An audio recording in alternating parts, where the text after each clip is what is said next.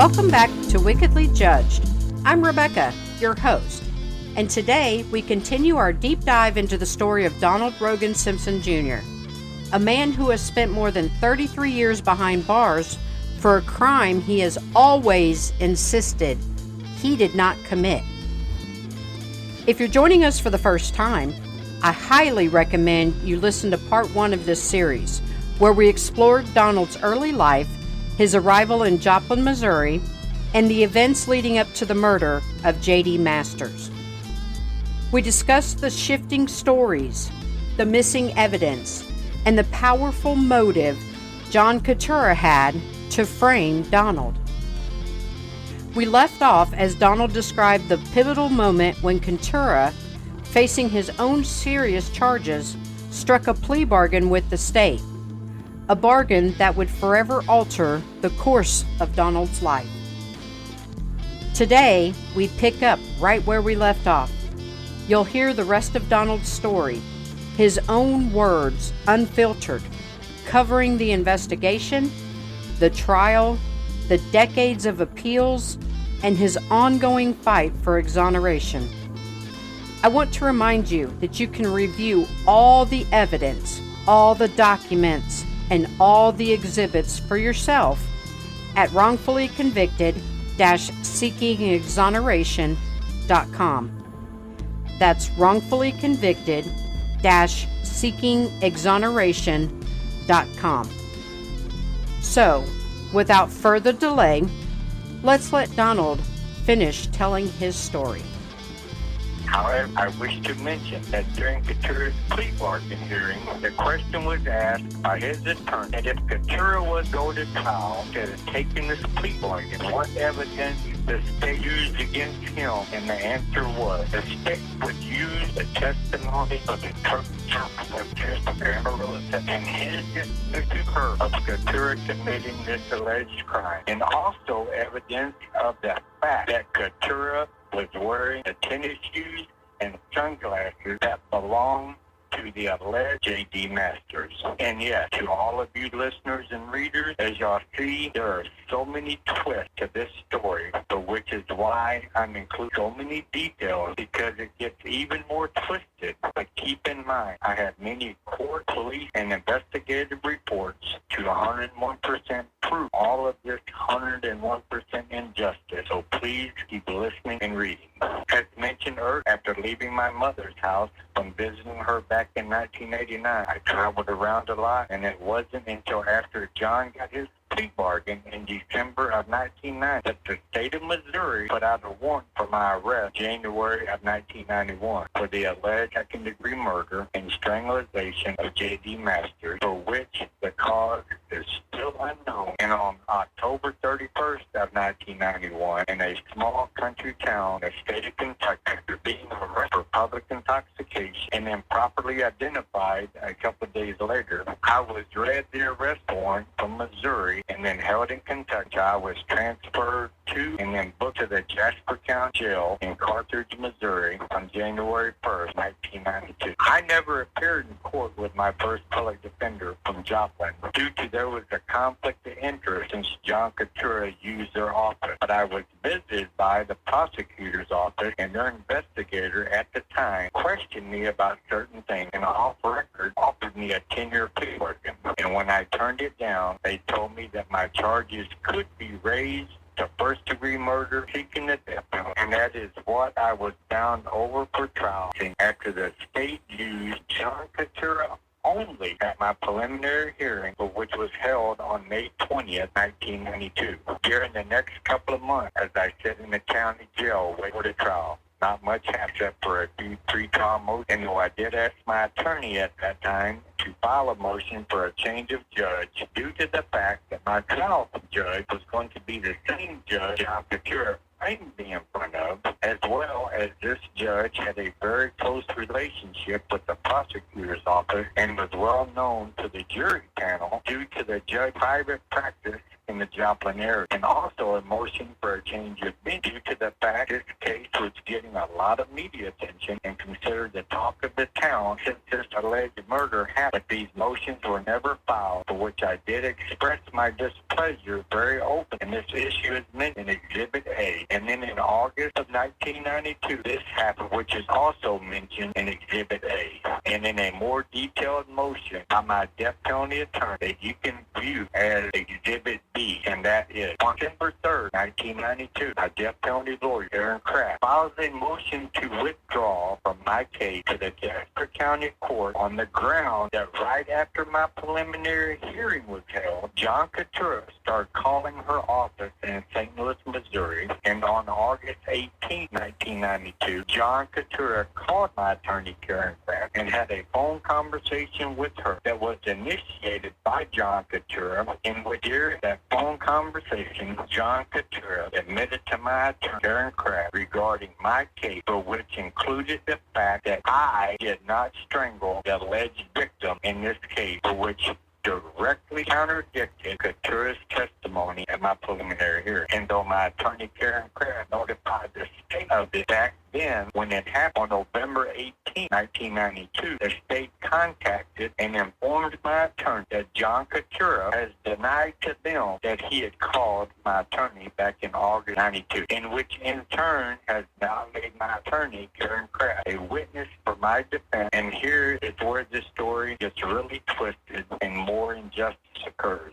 In a phone-recorded interview statement of Karen Kraft, she states that John Katura also told her that on the morning of my preliminary hearing that he was given 3 times the amount of his medication and was told by the prosecutor how to lie about certain things during the hearing and to also elaborate in greater detail about other things that there was no physical evidence to, such as the murder weapon that John told them was used, for which was a towel that in the beginning wasn't recovered but then mysteriously appeared. However, was said to have been thrown away and never introduced as evidence. And keep in mind, this story of a towel being used as well as the cause of death came 101% from John Katura. And without him at this time building their case for them, they didn't have a case. However, let's not forget about Troy Schoenfeld admitting to this same crime before John Katura was ever arrested and started framing me. But Troy was never fully investigated because, as the saying goes, an eyewitness is the best witness, for which was John Katura, who lied to the state and now has admitted frame after getting a plea bargain. And now the state desperately needs a new witness to cover the case for the simple fact that John Katura can't be recharged due to double jeopardy, and after the state 101% dismisses John Katura and all of his lies as their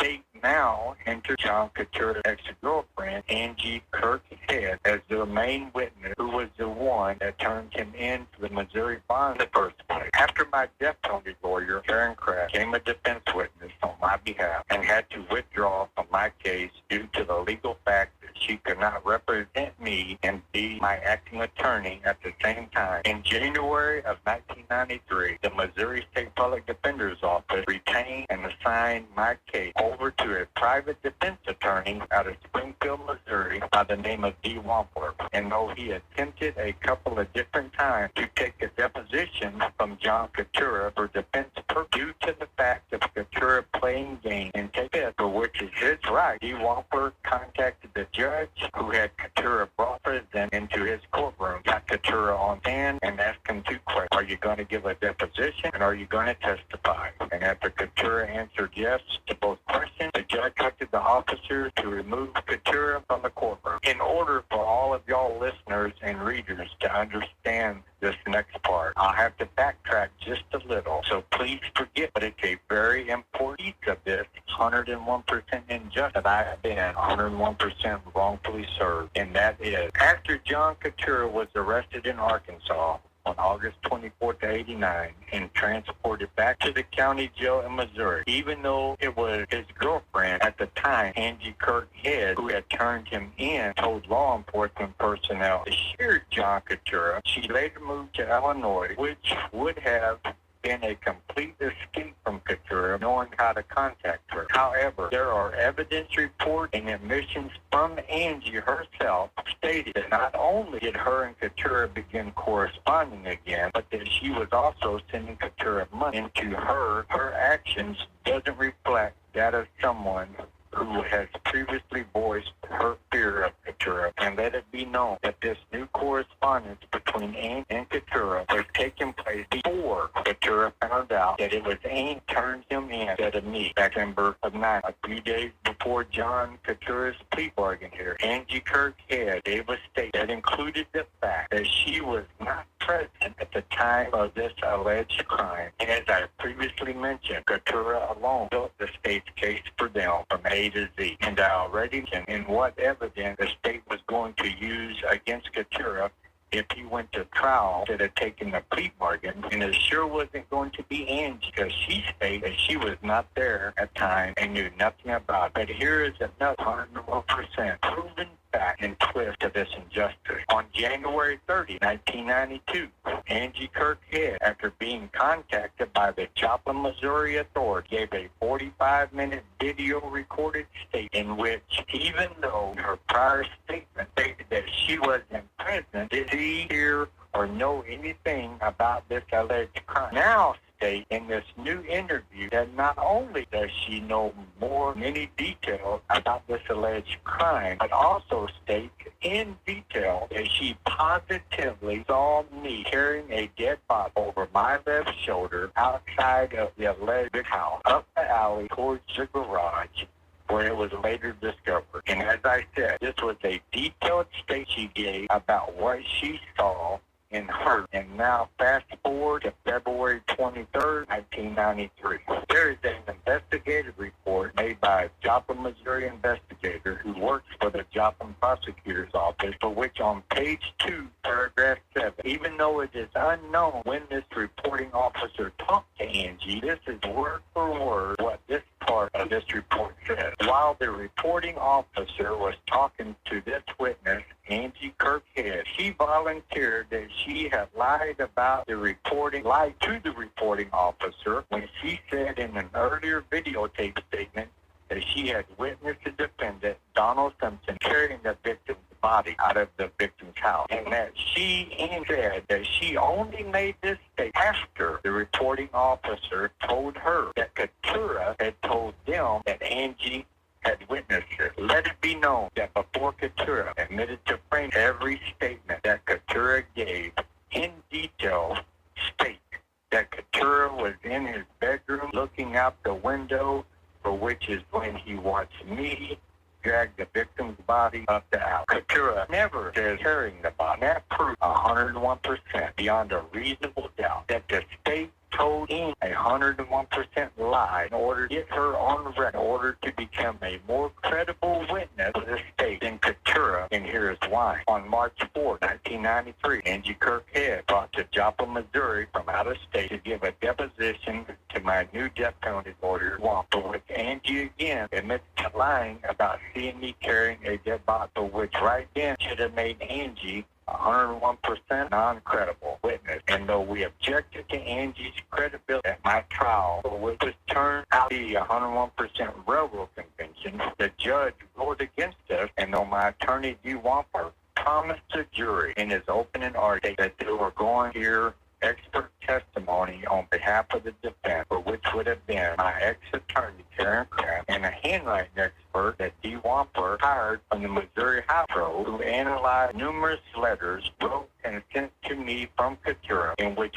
one that Katura wrote and sent me after finding out that it wasn't me who turned in, after reading Angie's statement from March 4th, 1993, where she admits to being the one who turned him in, and tells me that he was sorry for framing and hoped that there was no hard feelings and good luck. And let this be known and very clear. The state did not call John Katura as a witness for them during my railroad convention, my trial, but instead they kept him downstairs in a hotel and never brought him up into the courtroom at any time. And by law, since Katura did not appear or testify, my expert witnesses that would have helped prove my 101% innocence or from testifying, so my attorney D. Wampler's promise to the jury during open argument was a lie.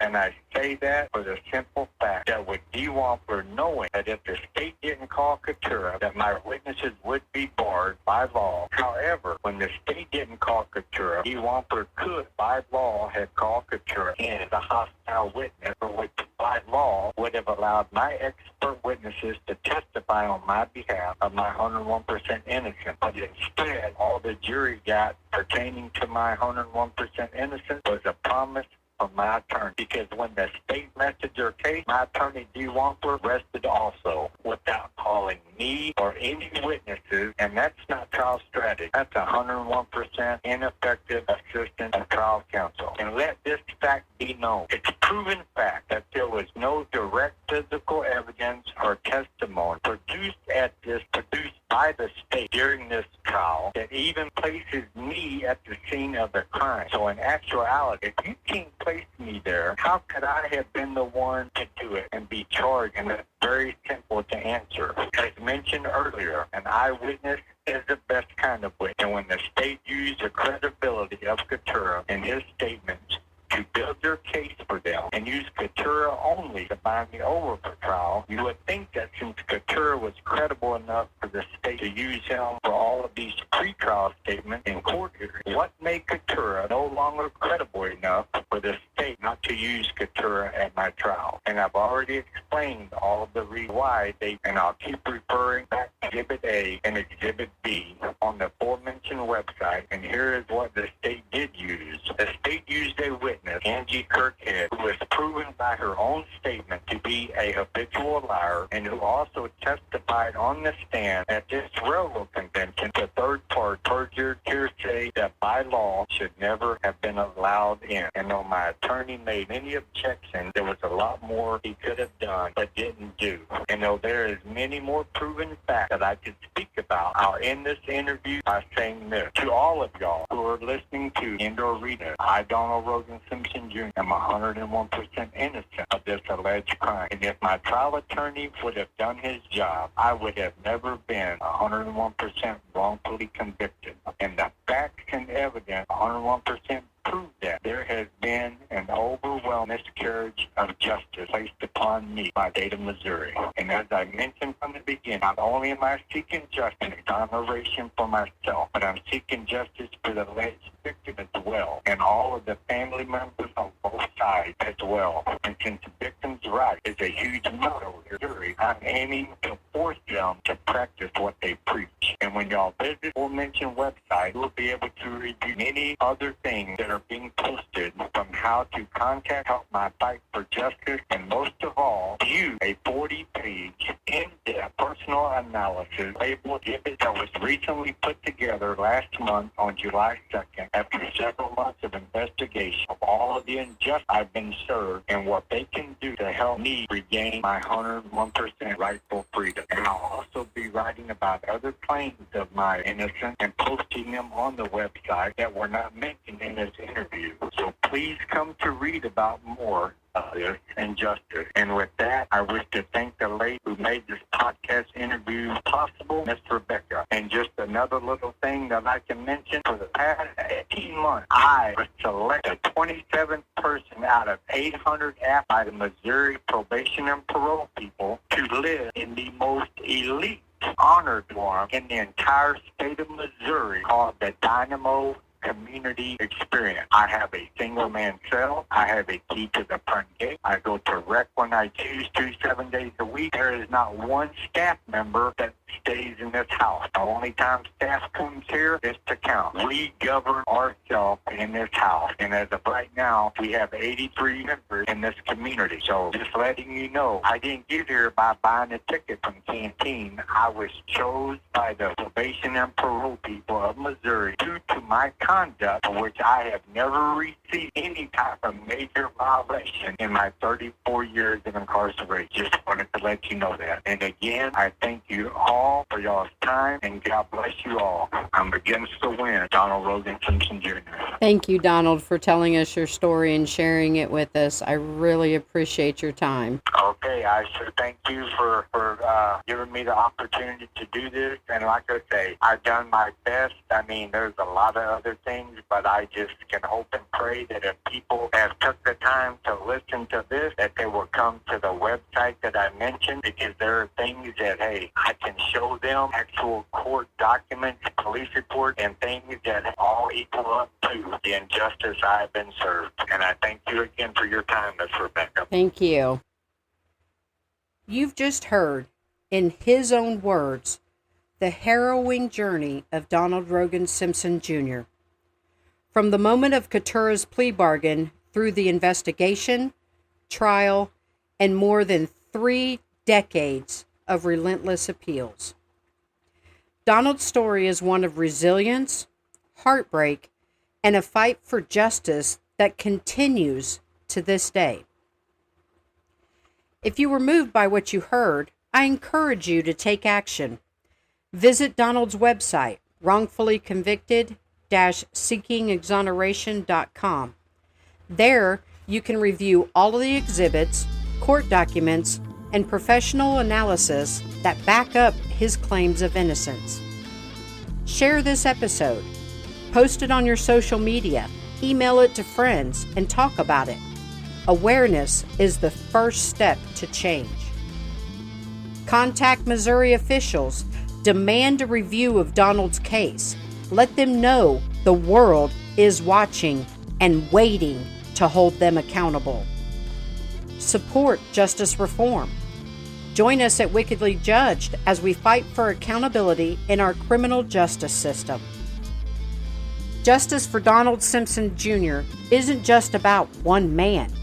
It's about all of us, about what kind of system we want and what kind of country we want to live in.